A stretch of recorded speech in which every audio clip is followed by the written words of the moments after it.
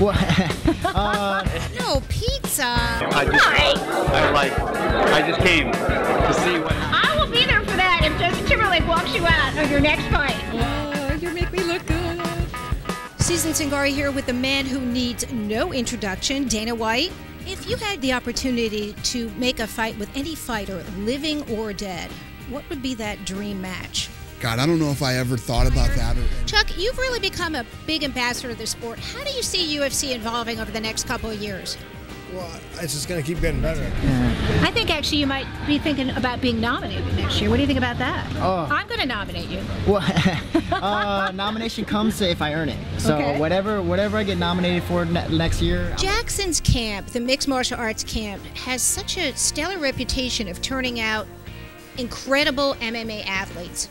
What's the magic that they have going on down there? Training camp looks like it's been going well. Absolutely, 8 weeks. 8 weeks of no pizza, no beer, no. No pizza.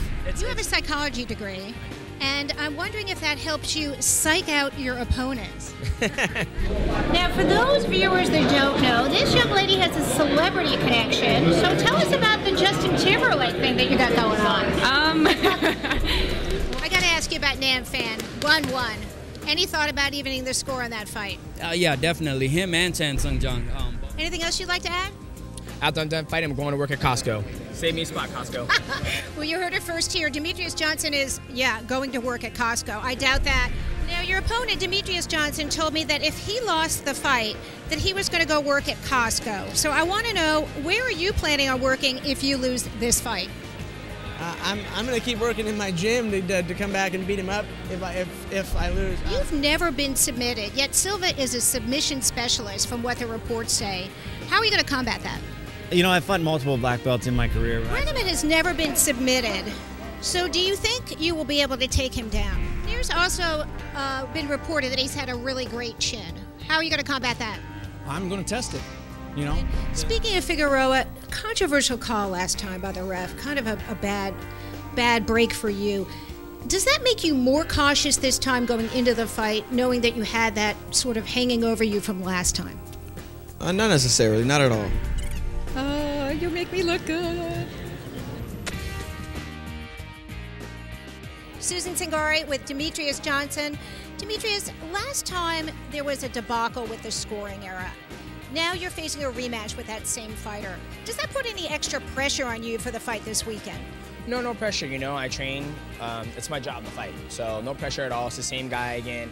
I'm a great guy, tough competitor, and I want to fight the best in the world, and he's one of them, and it's an honor to be able to do it all over again. So, what's the game plan? You've already fought him once, so you kind of know what he's all about.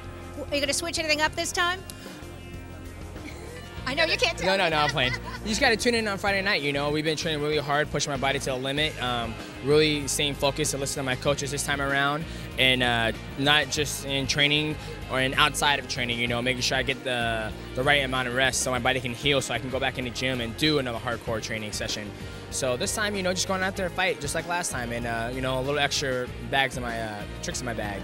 One of those tricks in your bags I read was your diet. There's been a lot of talk about your diet, and I hear it's much improved. Can you tell us about that? Yeah, my diet's improved a lot. Last time when I fought, I cut completely. I went on the paleo diet, and the paleo diet, basically, you want to just eat all, like, natural foods. Like, if you can't fight it out in the wild, then you can't eat it, kind of. And so I went that route just because I was scared I wasn't going to make the weight class, because this is the first time I ever fight at 125, and it's going to be the second time. So, you know, I didn't listen to my coaches. They're like, you need to eat carbs. I was like, dude, I'm a grown man. I was like, I've done this before, all right?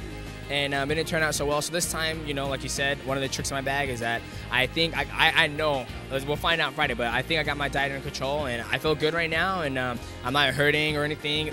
So we'll find out. Do you still have a full-time job? No, I do not. Because I was going to ask you, well, how the heck did you ever balance that full-time job with the MMA training?